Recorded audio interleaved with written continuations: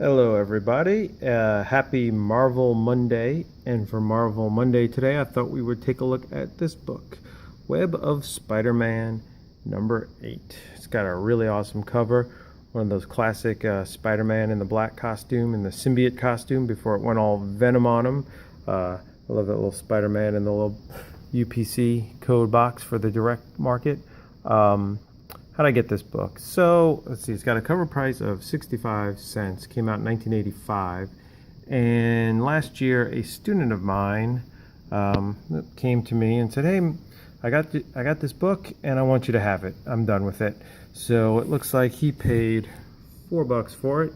And I see it going on eBay anywhere from about $5 to 99 cents. What's interesting in this book is the first page is this huge splash page of, it says, prologue, 30 years ago, something explodes, something odd out into space. And then it moves really fast because it's, look, no words. There's just stuff moving in space, heading towards Earth, crashing to Earth near this cut-rate junk shop.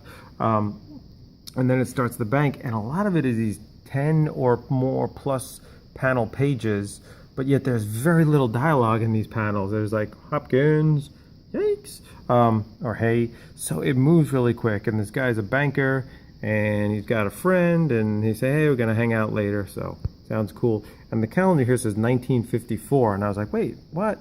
And I'm thinking like, oh man, 85? That was 30 something years ago. Wow, time's crazy. But now the banker is waiting for his friend to see the concert, but his friend is getting picked on. He's getting bullied. They use a very derogative term for a Jewish person there, which I don't know if that would really fly in a... I don't see this as approved by the comics code, so maybe that's why it's in there. Wow. Not approved by the comics code. Huh. And you see they've got this horrible thing on him. It looks like they're tar and feathering him. They beat up his friend. Just awful here in all these 10 panels. Right in between the Oreo cookie. I wonder if Oreo cookie knew, like, oh, where are you going to put our ad? Oh, right next to the anti-Semitic beatdown. Very nice Oreo. And Bonkers. I missed that. That was a good candy. And so here we see that he tries to be the hero and grab onto the truck, but nope, he goes flying and lands right at cut-rate junk, right where that weird meteorite landed. And he goes home and daydreams of being like the Human Torch or Captain America. Although I don't know why you want to be Captain America, because at this point he's like frozen in ice somewhere up in the North Pole. But anyway, luckily, according to the headlines the next day, Irving Stein, local teller, beating victim, hospital says will recover. So I guess back then hospitals could disclose personal medical information. And the banker's still upset. He goes in the parking lot to eat, because who doesn't love to eat their lunch right in the parking lot in between two cars? They did it all the time in the 50s. And he drops his apple, falls under a car. He picks up the car to get the apple, realizes, oh, wait a minute. I don't normally pick up cars. I can lift the car over my head. He even says that, over my head. So he's all happy and excited. He's got super strength from that glowing rock. And here, these the anti-Semitic people, I think, are they wearing the same outfits? Yeah, look, same leather jacket and pants.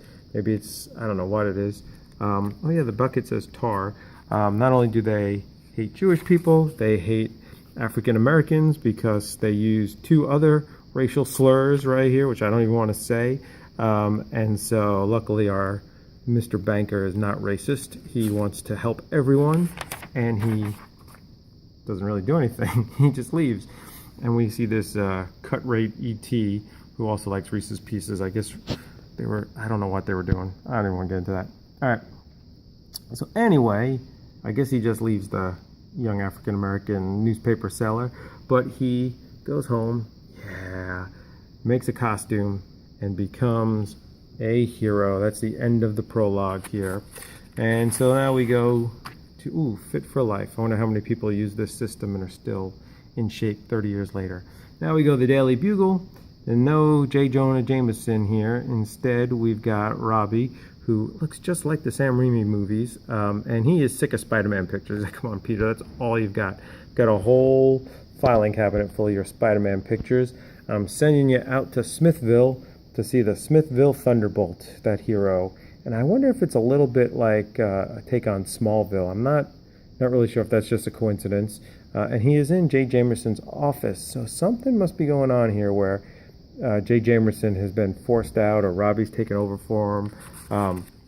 Spider-Man books, they use the Chrysler Building a lot. I love that. That looks awesome. All right, and still, you see, look how many panels: 1, 2, 3, 4, 5, 6, 7, 8, 9, 10.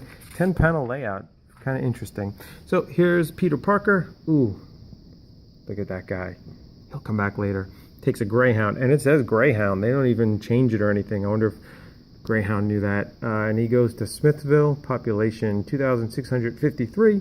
And as he gets off the bus, a young boy comes running over yelling, "Fire, fire!" Because if you're a young boy and there's a fire at the old Elks Lodge, you don't run to the police station. You don't run to the fire department. You run to the bus station, of course.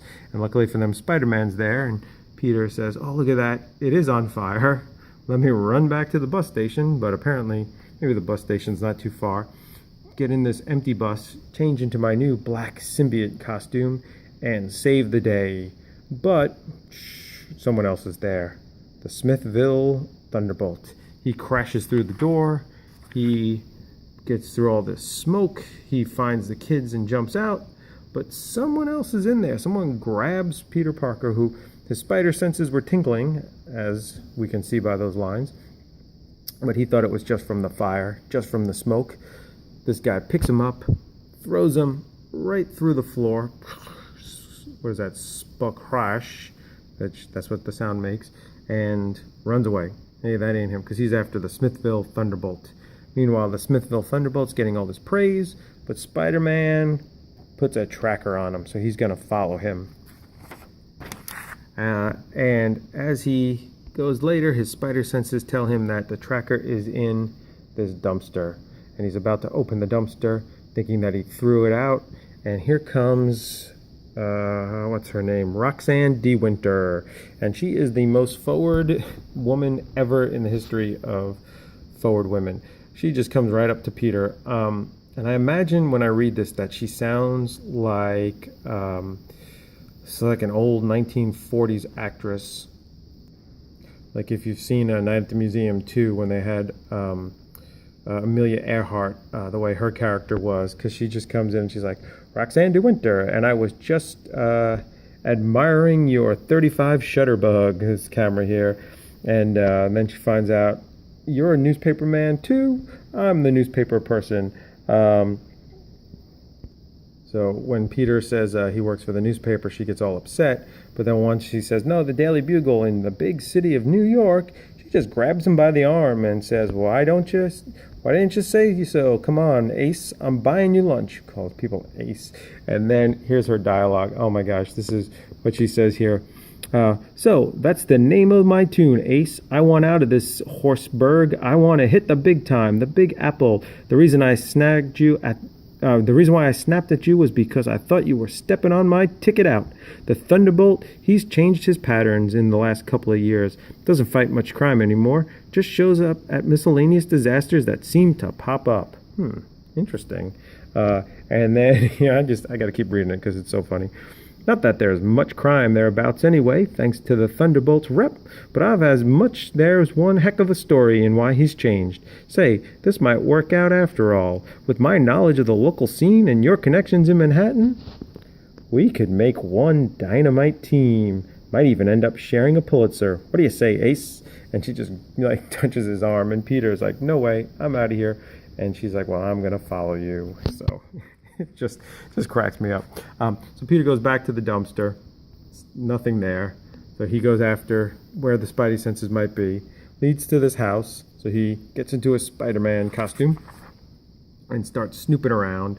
But luckily, De Winter followed him. But she's funny. She's like, "Now where'd you go? I guess I shouldn't have taken time to get my car. Now I've lost him." Yeah, because going by foot would have been so much quicker than your car.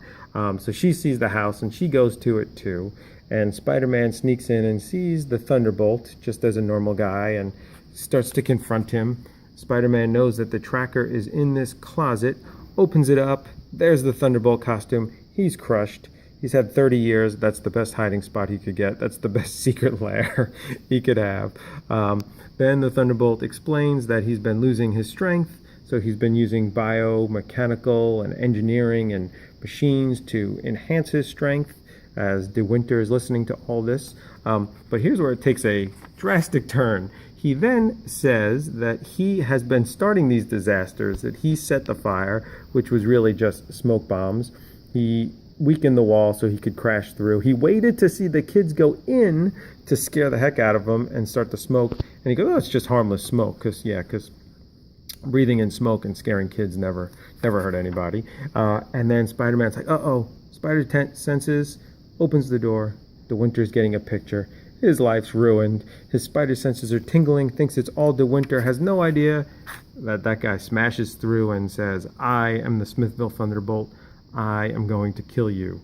Dun dun dun. Continued next issue. Interesting. I don't even know where he came from. And I love this here. West Coast Avengers. There's Hawkeye, Iron Man, Vision, Scarlet, Ultron. Who would have thought those would become household names 30 years later? And then there's other characters that, Mockingbird and just didn't quite make the cut of the Marvel Universe. And something tells me the Smithville Thunderbolt is not going to be seen in the Marvel Cinematic Universe. If he was, this book with the honeycomb ad on the back, this book would be worth an absolute fortune. But it's not, and it never will be. But it was a fun read, and I'm going to put it back on my wall because I think it is a cool picture. So thanks for joining me on this Marvel Monday. Hopefully your Monday is pretty good, and I'll see you guys next time.